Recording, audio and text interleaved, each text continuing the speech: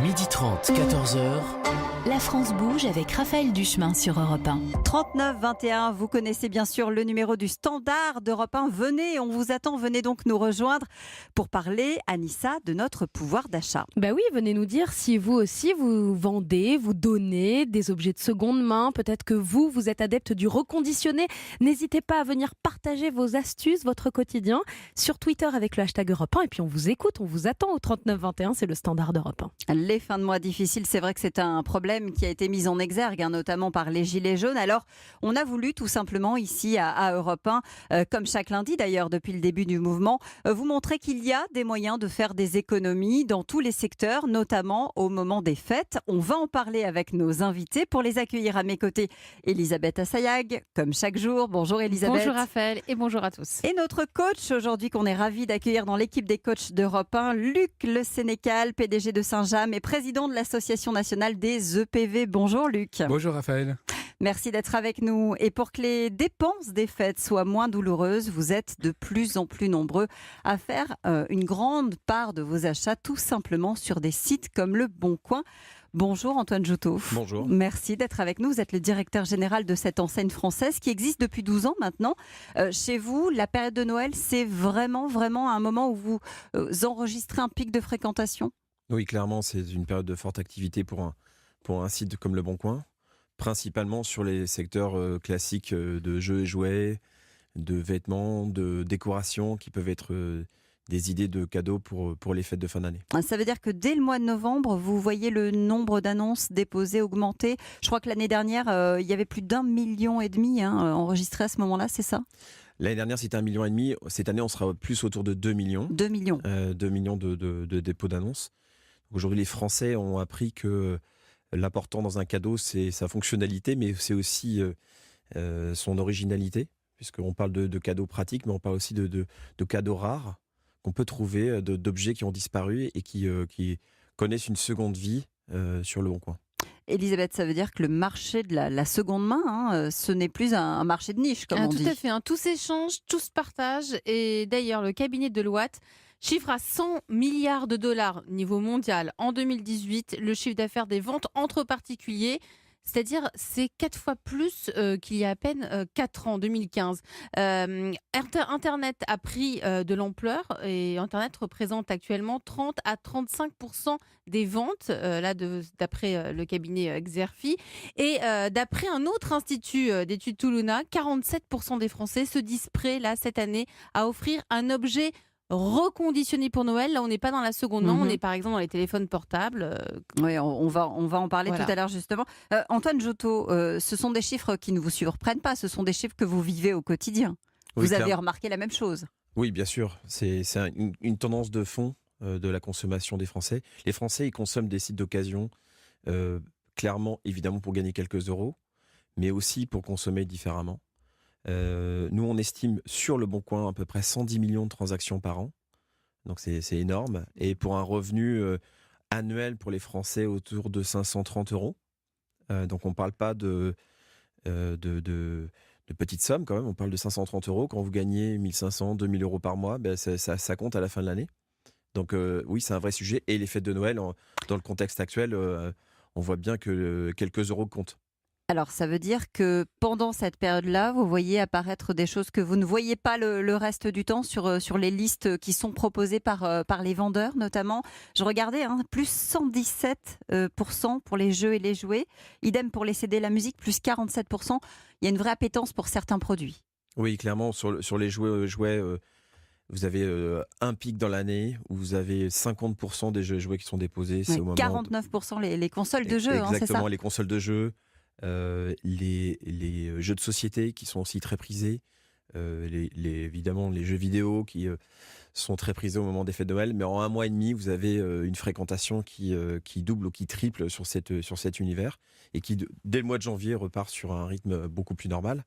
Dans les Français aujourd'hui, il n'y a rien d'honteux d'offrir un objet d'occasion et un jeu d'occasion, au contraire c'est le faire plaisir qui compte. Et finalement la finalité au départ d'avoir un jeu d'occasion ou un jeu neuf, c'est la même chose. C'est important, c'est de voir les yeux de son enfant briller.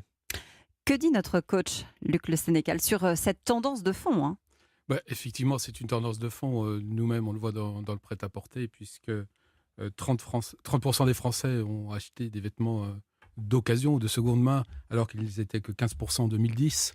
Par contre, j'avais une question pour vous. Comment vous faites sur les jouets ou sur les consoles pour vous assurer qu'il n'y ait pas de contrefaçon, que ça ne soit pas un moyen détourné de faire entrer sur le marché des produits contrefaits? Alors, il y a plusieurs choses. La première chose, c'est que les responsables de la transaction, dans une transaction entre particuliers, ce sont les particuliers qui sont responsables de l'achat et de la vente. Voilà, donc déjà, c'est la première chose. La seconde chose, c'est que Le Bon Coin, évidemment, a une forte préoccupation pour la qualité. 100% de nos annonces sont contrôlées par nos algorithmes. Et ensuite, quand on a un doute, elles passent par des cycles de contrôle manuel qui se font a priori, donc avant que les annonces paraissent. Puis ensuite, les utilisateurs peuvent signaler les annonces qui leur semblent curieuses. Mais on est en train de parler de très peu de cas sur cet univers qui est un univers où c'est un univers très familial aujourd'hui, qui n'est pas le terrain de chasse des fraudeurs. C'est plutôt le terrain de chasse des familles. Est-ce que vous avez une explication à ce nouveau mode d'achat? Est-ce que c'est vraiment un changement de comportement dans la mentalité des Français, ou est-ce que c'est vraiment lié au pouvoir d'achat et aux fins de mois difficiles?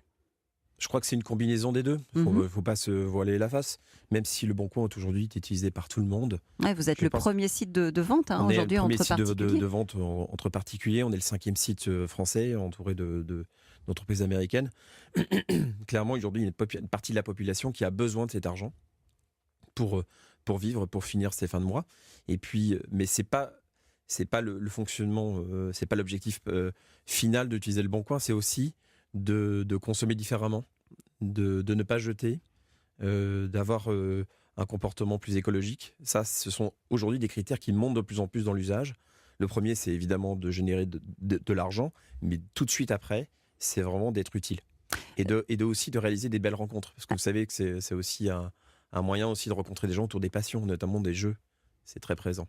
Et puis, c'est aussi un moyen de créer de l'emploi en ce qui vous concerne, Antoine Giotto, parce qu'il y a 800 personnes qui travaillent avec vous aujourd'hui. On va franchir la barre des 900, là, puisque on recrute, cette année, on a recruté à peu près 250 personnes. Et l'année prochaine, on va franchir la barre des 1000 emplois sur la France. Donc oui, c'est une fierté à la fois être un site d'emploi et une entreprise qui crée de l'emploi. C'est quelque chose de motivant, de prenant pour un entrepreneur comme moi. On reste ensemble, on continue à parler de ce marché du reconditionné du seconde main aujourd'hui sur Europe 1. Il est 13h08. Europe 1. Et vous le savez, le Père Noël lui aussi doit faire des économies pour satisfaire tous les enfants. Pour l'aider à tout acheter, une association collecte les jouets et leur offre une nouvelle vie. À tout de suite sur Europe 1. La France bouge sur Europe 1 et on parle aujourd'hui des secondes mains. On parle du marché de l'occasion. Vous en êtes peut-être adepte. Eh bien, venez nous le dire au 39 21. Peut-être que vous avez déjà commandé vos cadeaux sur des sites internet d'occasion. Vous pouvez également témoigner sur Twitter avec le hashtag Europe 1 Raphaël. Avec à mes côtés, comme chaque jour, Elisabeth Assayag et aujourd'hui notre coach Luc Le Sénécal, PDG de Saint-James et président de l'Association nationale des entreprises du patrimoine vivant, les EPV. Alors vous le savez, la hotte du Père Noël ne se remplit pas toute seule. Pour arriver à satisfaire tous les enfants de la planète, on a peut-être bien trouvé une partie de la solution. Bonjour Claire Tournefier-Droual. Bonjour. Merci d'être avec nous sur Europe 1. Vous avez fondé il y a 6 ans maintenant l'association Rejouer. Comment est-ce que vous avez eu l'idée d'offrir une nouvelle vie à tous ces jeux, à tous ces jouets de nos enfants ? Alors j'ai été maman assez tard. En fait, mes amis avaient beaucoup d'enfants et voulaient tout me redonner. Et ensuite, j'étais bénévole à la Croix-Rouge du 14e arrondissement et ils en collectaient énormément. Et ils m'avaient demandé de plutôt s'en débarrasser. Et je trouvais que c'était affolant de voir tous ces jouets entassés, alors qu'il y a des enfants qui n'ont pas de jouets. Et puis ces jouets finissaient à la poubelle. Donc je me suis dit non, il y a vraiment quelque chose à faire en termes de réemploi de ces jouets. Et j'ai cherché en France ce qui existait. J'ai trouvé 2 associations qui travaillaient déjà sur ces jouets et en plus qui faisaient de l'insertion professionnelle. Et donc j'ai décidé de me lancer en région Île-de-France et de monter ce projet avec donc de permettre à des femmes, majoritairement des femmes éloignées de l'emploi, de retrouver un emploi, sortir de la précarité pour faire toute cette activité qui va de la collecte de jouets dans les écoles, chez les distributeurs, les particuliers nous en amènent, et le tri, donc un tri très qualitatif en fonction du marquage CE, de la qualité du jouet, s'il n'y a aucun danger, aucune aspérité, et le nettoyage, la recomposition, On réassemble par exemple des dinettes. On fait avec 2 jeux de société, on en fait un. Et puis on reconditionne pour que ça ait l'air super beau et attractif. Et après, on vend dans les 2 boutiques qu'on a. Donc vous collectez les jouets auprès des crèches, auprès des entreprises, auprès de toutes les personnes finalement qui ont envie de vous les faire parvenir. Tout à fait. C'est gratuit, on vient, on vous les donne. Tout à fait, on nous les donne. On nous les donne, mais parce que c'est un geste aussi très affectif de donner son jouet. Il a une histoire. On l'a reçu de ses grands-parents, de ses parents. On n'a pas envie de le laisser tomber. On n'a pas envie de le jeter. Et donc, souvent, on est On a content. envie qu'il serve, qu'il soit utile à quelqu'un d'autre. Tout à fait. On a envie de le transmettre. Et on a envie que d'autres personnes en prennent soin et que ça aille vers d'autres enfants qui n'en ont pas. Donc, c'est un geste qui est très, très facile. Et c'est même un geste qu'on apprend à ses enfants pour leur dire, il faut prendre soin de ces objets parce qu'ils viennent, ils sont fabriqués avec des matériaux qui sont issus beaucoup de la pétrochimie. Ils sont issus de matériaux aussi nobles comme du bois. Et tout ça, c'est de l'extraction de matières premières de la planète. Donc, il faut Oui, commencer à une prise de expliquer. conscience. Vous dites que 7 jouets sur 10 ne sont utilisés. Alors moi, ça m'a frappé ce chiffre-là. Pendant 8 mois seulement. C'est-à-dire qu'on s'amuse avec et puis on l'oublie, on le met dans un placard et... Tout à fait. C'est le cas d'une très grande catégorie de jouets qu'on appelle le premier âge. C'est en fait les jouets qu'on offre aux enfants entre 0 et 2 ans généralement et qui sont utilisés 1 ou 2 fois à peine parce qu'ils sont donnés en grande quantité. Il y a énormément de cadeaux à ce moment-là et donc il y en a beaucoup qui ne sont pas très peu utilisés et qui sont encore en état de servir. Le coach, Luc. Oui, on sait que 40% des jouets sont achetés par les grands-parents. Est-ce que dans les jouets de second choix, seconde main, vous retrouvez ces 40%-là ? Alors, on les retrouve, oui, on les retrouve parce qu'en fait, les grands-parents aiment bien retrouver les jeux, notamment les jeux de société, avec lesquels ils jouaient avec leurs enfants. Et donc, ils viennent en boutique et souvent aussi, on a des grands-parents qui n'ont pas beaucoup de moyens, des petites retraites et qui vont chercher à faire plaisir à leurs petits-enfants. Notamment, ça se constate au mois de juillet parce que c'est la période où souvent, ils ont les petits-enfants et ils viennent dans nos boutiques les acheter pour s'occuper et jouer avec leurs petits-enfants. Antoine Giotto, je vous vois hocher de la tête, hein. Vous aussi sur le Bon Coin, c'est un peu la même chose. Il y a beaucoup de grands-parents qui se sentent concernés aussi par cette question des jouets. Oui, en fait, principalement, d'abord bravo pour ce que vous faites parce que c'est une superbe idée. Moi, j'avais plus une question sur l'association. Comment vous allez grandir ? Qu'est-ce qui vous manque pour grandir ? Parce que je trouve que l'initiative est formidable. Alors, je suis en train de fédérer un réseau d'associations similaires en France. On est 9 au total. Alors, il nous manque des moyens financiers pour embaucher plus de personnes en insertion et il nous manque des moyens logistiques parce qu'en fait, on collecte énormément. L'année dernière, en Ile-de-France, on a collecté 43 tonnes de jouets et je pense que cette année, on sera autour de 50-55 tonnes. Et vous en avez vendu 30 000, c'est ça, des jouets l'année dernière ? Tout à fait. Et cette année, on va être beaucoup plus haut, vous pensez ? J'espère plus haut parce que en fait, on a aussi travaillé avec les professionnels de l'enfance pour que en fait, ces jouets soient réutilisés dans des lieux collectifs, dans les crèches, les ludothèques, les centres de loisirs. Donc on est content parce qu'on a eu 3 appels à projets publics, d'acheteurs publics des villes qui se sont engagés à acheter des jouets pour ces lieux collectifs. Et donc, on est très content, mais il y a les particuliers qui restent une grande dimension, ont un intérêt pour nous. Et nous, maintenant, la problématique, c'est produire toujours plus et aussi trouver des distributeurs pour vendre ces jouets, parce que nous, on n'a pas vocation et on n'a pas les moyens financiers à ouvrir des boutiques partout en France. Mais on cherche des distributeurs ou des moyens par Internet ou autres pour que les consommateurs puissent accéder à cette consommation de seconde main de qualité, parce que c'est vraiment notre spécificité. Tout est remis en état, Tout comme à fait. si c'était neuf finalement. Tout à fait. Elisabeth, il y a d'autres ressourceries en France, parce que c'est le principe de la ressourcerie. Tout à fait, hein. Il y en a très exactement 150. Alors ces ressourceries, pour ceux qui n'ont pas très bien compris ce que c'est le fait de donner une seconde vie aux objets usagés tout en faisant travailler, c'est justement votre cas, des personnes en insertion professionnelle, et ça crée de la solidarité. Un tiers d'entre elles fonctionnent comme un tremplin pour ces salariés en cours de réinsertion. C'est peut-être le cas chez vous, il y a peut-être des salariés qui après justement se professionnalisent. Tout à fait. Ils vont vers des métiers de la petite enfance, travaillent dans des supermarchés, ils vont dans les métiers du soin à la personne, ils vont dans Vous la en avez mobilité. 46, c'est ça aujourd'hui qui travaillent avec vous 36 salariés. 36. Oui. Donc il y a une utilité. Et alors là, dans les ressourceries, on trouve de tout, pas seulement des jouets, de la vaisselle, des meubles, de l'électroménager, même des pianos, des lavabos, du matériel de bricolage, de tout. Autant de déchets qui ne finiront pas dans des centres d'enfouissement. Donc ça a une valeur aussi environnementale très importante. Le coach. Oui, c'est une très belle initiative et félicitations. Comment vous fixez vos prix par rapport à l'objet neuf? Vous fixez un barème ou c'est en fonction du temps passé, à Alors, remettre l'objet en état? On a 3 niveaux de qualité en fonction de l'état de l'objet. Si il est vraiment on voit des traces de rayures, on va dégrader le prix. Et puis s'il est comme neuf, on le fait à peu près à 50% du prix du neuf. 50%. Le plus cher étant 50%. Après, on fait de la vente en vrac aussi. On vend des briques au kilo, on vend des habits de poupée à l'unité, on vend des billes.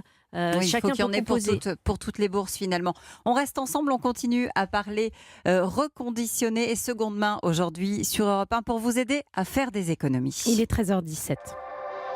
Europe 1. Le seconde main marche fort, on vient de le voir, le reconditionné aussi. C'est sur ce créneau que s'est positionné le site des marques online pour ne pas faire maigrir notre portefeuille. À tout de suite. On parle marché d'occasion dans la France qui bouge aujourd'hui. Peut-être que c'est votre cas, peut-être que vous donnez une chance à des objets de seconde main. Eh bien, venez nous le dire sur Twitter avec le hashtag Europe 1 et au standard aussi. Oui. 3921, Raphaël.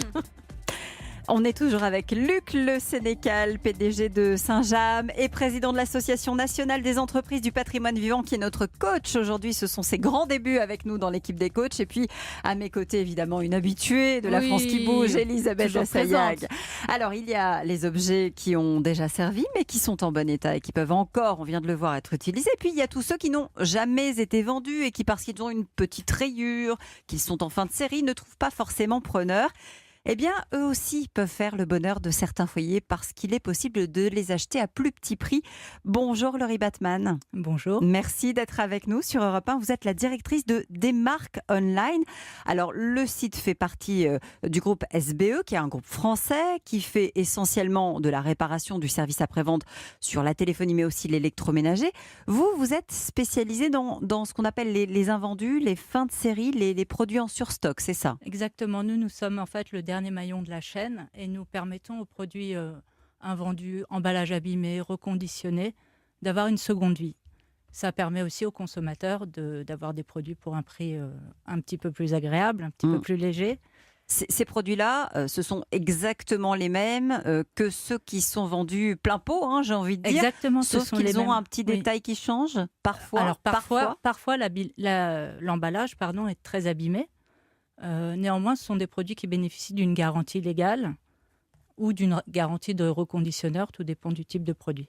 Ça signifie que ces produits-là, aujourd'hui, ils ne trouvent pas preneur parce que la boîte est en moins bon état ou parce qu'ils ont une petite rayure sur le côté. Vous faites quoi sur ces produits-là? Exactement, ce sont des produits qui, s'ils n'avaient pas été vendus chez nous, auraient été détruits. Donc nous, le but, c'est vraiment de... On les sauve, finalement. Voilà, de les sauver, d'avoir une consommation éco-responsable.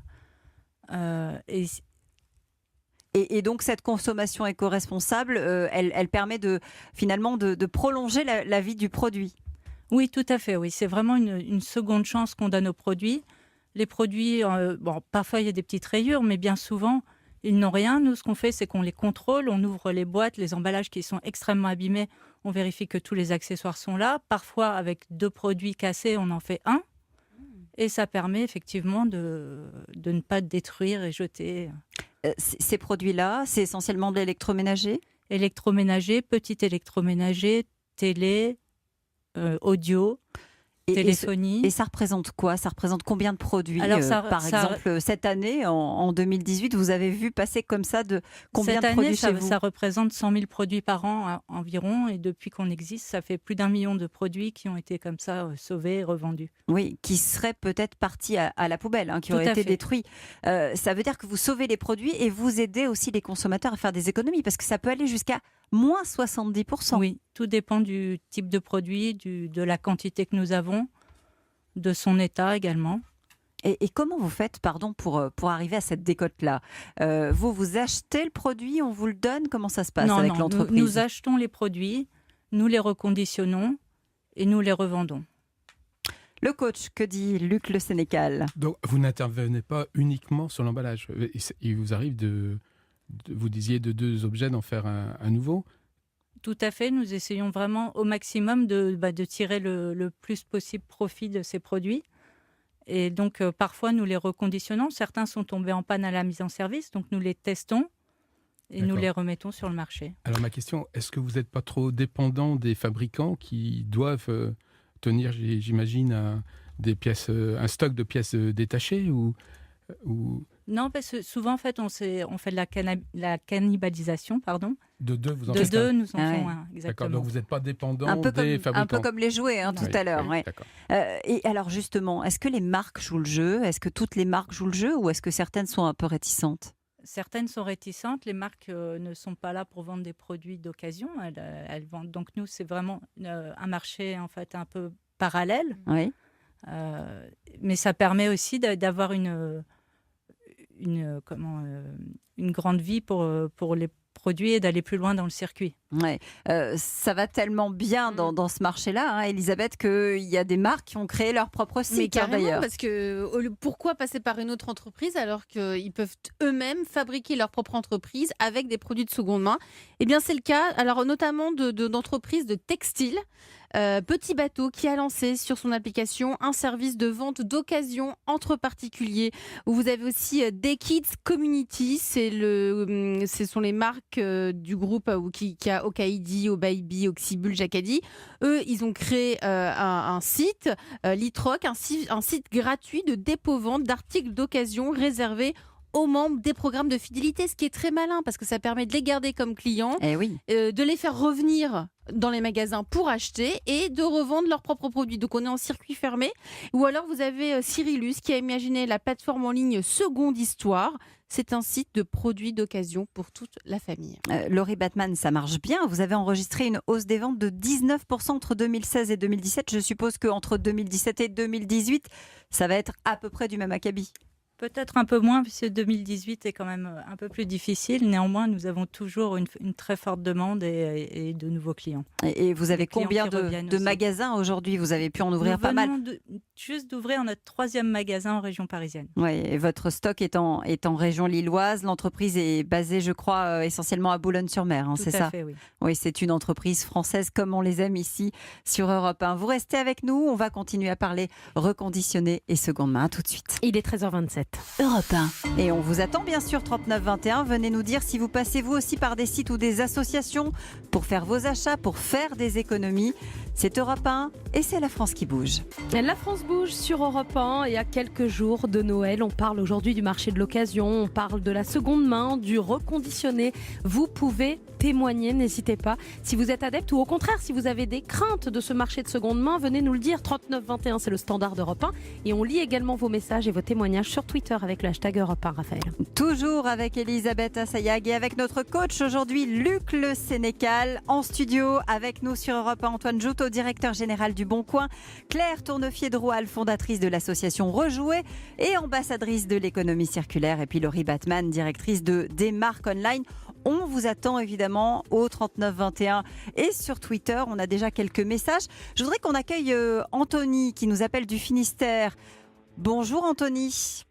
Et bonjour Raphaël, bonjour à tous. Merci de nous avoir appelés au 3921. Vous habitez à la campagne et vous avez, je crois, une page Facebook qui permet de vendre, donner, échanger des objets dans votre commune.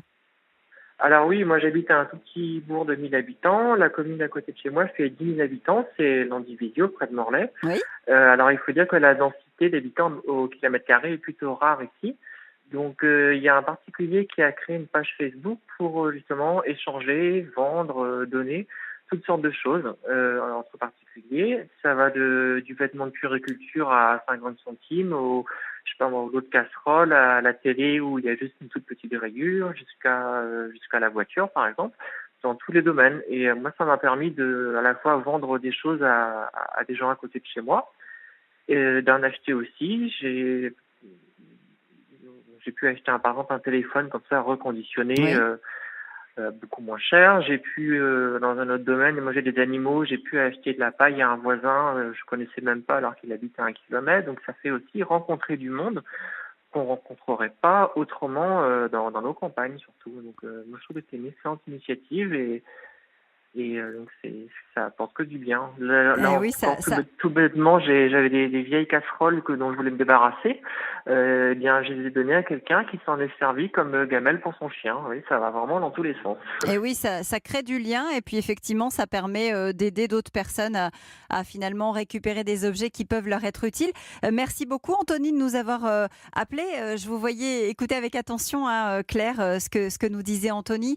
C'est vrai que c'est utile finalement d'avoir y compris des pages Facebook, hein, qui ne soient pas des sites officiels finalement, mais créer chacun dans son coin une petite initiative pour apporter sa pierre à cette économie circulaire. Oui, je pense qu'il est nécessaire de faire connaître en fait toutes les initiatives qui existent en France et il y en a de très nombreuses dans les régions. Il y a les ressourceries, les recycleries, il y en a des spécialisées sur le sport aussi. Voilà, il y a des initiatives d'habitants aussi qui, comme ce monsieur, créent des sites ou des échanges. Moi, j'ai vécu aux États-Unis et dans mon enfance, c'est ce qu'on appelle aux États-Unis des garage sales, où on ouvrait son garage et on exposait tous ses produits et voilà, ça se faisait très simplement.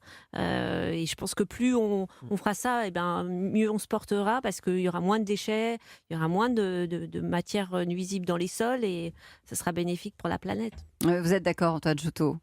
Oui, bien sûr. Après, je pense qu'il faut aussi... Je suis un patriote, moi, je préférerais qu'on étudie des solutions qui ne soient pas sur un site américain. Si je puis me permettre, parce que je crois qu'aujourd'hui, il y a des très belles initiatives qui sont autour de la table aujourd'hui, qui sont des sites européens ou français ou des initiatives françaises locales. Et je pense qu'il y a un télescopage. Plutôt que de mettre sur Facebook, il faudrait qu'on puisse avoir l'équivalent, mais en France. Je pense qu'il faut attention à ne pas faire télescoper cette économie vertueuse, circulaire et bienveillante avec une autre économie. Voilà. Luc, le coach? Justement, est-ce que votre savoir-faire, parce que vous avez un réel savoir-faire, Le Bon Coin, est-ce que ce savoir-faire est exportable? Parce que bon, il y a des sites concurrents sur les marchés étrangers, mais est-ce que vous avez quand même un savoir-faire bien particulier? Est-ce que vous pensez, vous, à vous ouvrir justement sur l'export? Oui, clairement, c'est un phénomène pas que français, hein, le phénomène de la consommation collaborative, c'est présent heureusement dans plein de pays dans le monde, où il y a beaucoup de concurrence d'ailleurs sur ce sujet-là. Oui, nous on étudie notre expansion et on appartient aussi à un groupe qui a déjà une présence dans une vingtaine de pays. Après, je pense que pour nous, il y aura un sujet sur notamment des pays limitrophes. Je pense comme la Suisse, par exemple, qui pourrait être un prochain marché pour Le Bon Coin. Ouais. Anissa, on a des messages sur Twitter on avec a le hashtag Europe 1. Oui, on a beaucoup de messages, on a beaucoup de témoignages, on a des questions également. Il y a Soldat Guerrier qui vous demande à vous, Antoine Joutot, comment peut-on éviter les arnaques sur Le Bon Coin? Aujourd'hui, déjà, je pense que c'est un sujet mineur sur Le Bon Coin. Comme je le disais tout à l'heure, aujourd'hui, il y a beaucoup de contrôles qui sont mis en place en amont et beaucoup de moyens qui sont mis par l'entreprise Le Bon Coin. Ensuite, il y a beaucoup de bon sens aussi à avoir. Parce que quand on est acheteur et vendeur, que ça soit sur Le Bon Coin ou n'importe où, ou dans la vraie vie, dans le monde physique, il faut avoir du bon sens. Et aujourd'hui, c'est nécessaire sur l'achat entre particuliers parce qu'il s'agit de l'occasion. Et donc, pour avoir un échange de produits d'occasion, souvent, il faut l'avoir entre les mains, le produit. Ou avoir des garanties liées à cela. Donc, c'est pour ça que notamment Le Bon Coin travaille sur les solutions de transaction et de livraison sur le sujet. Mais clairement, il faut beaucoup de bon sens et des réflexes et être vigilant. Mais prudent, aujourd'hui, la très grande majorité des transactions se déroulent très bien sur le marché de l'occasion. Je voudrais qu'on accueille sur Europe 1 Marion qui nous appelle de Haute-Savoie. Elle est à Annecy. Marion, bonjour. Oui, bonjour Raphaël, bonjour à tous. Merci d'être avec nous. Vous dites, moi, mon réflexe, c'est les sites de seconde main. Oui, tout à fait. Aujourd'hui, c'est vrai que quand j'ai besoin de quelque chose, je ne vais pas chercher ça sur Google ou aller faire les magasins à la recherche de l'objet rare. Je vais d'abord regarder sur des sites de seconde main, notamment Le Bon Coin, on peut le citer. Oui, il est là, écoutez, puis c'est par français. Par rapport à votre invité, exactement. Et donc, je regarde là tout de suite ce qui est disponible, si c'est à côté de chez moi, si c'est en bon état. Et souvent, je passe par ce biais-là avant tout, parce que je trouve que produire pour produire, on a tous beaucoup de choses qui ne servent à rien dans nos placards et qui peuvent servir à d'autres. Donc, pour moi, c'est un peu une façon de faire tourner l'économie. Et d'éviter trop de consumérisme. Oui, c'est vrai que c'est un réflexe, hein, comme vous dites aujourd'hui, pour de plus en plus de Français. Merci Marion de votre témoignage. Laurie Batman, on voit qu'il y a de plus en plus de gens finalement qui se tournent vers ces nouveaux marchés. Hein. C'est quelque chose qui a émergé il y a une dizaine d'années en France, mais qui prend vraiment de l'ampleur aujourd'hui. Tout à fait. Je pense que les consommateurs deviennent des consommateurs aujourd'hui qui participent vraiment à ce marché de l'économie durable aussi. Ça leur permet effectivement parfois d'acheter moins cher, peut-être aussi d'acheter plus de produits. Pour les jeunes ménages, c'est bien, mais c'est également un état d'esprit, je pense, qui représente vraiment les préoccupations actuelles. Luc, le coach. Oui, mais je pense que dans cette nouvelle économie, les grandes marques qui produisent du neuf ont tout intérêt, sans le jeu de mots, à jouer le jeu, puisque c'est une façon leur image aussi, hein, ouais. C'est leur image, et d'habituer le consommateur à ces belles marques qui sont aussi des belles marques.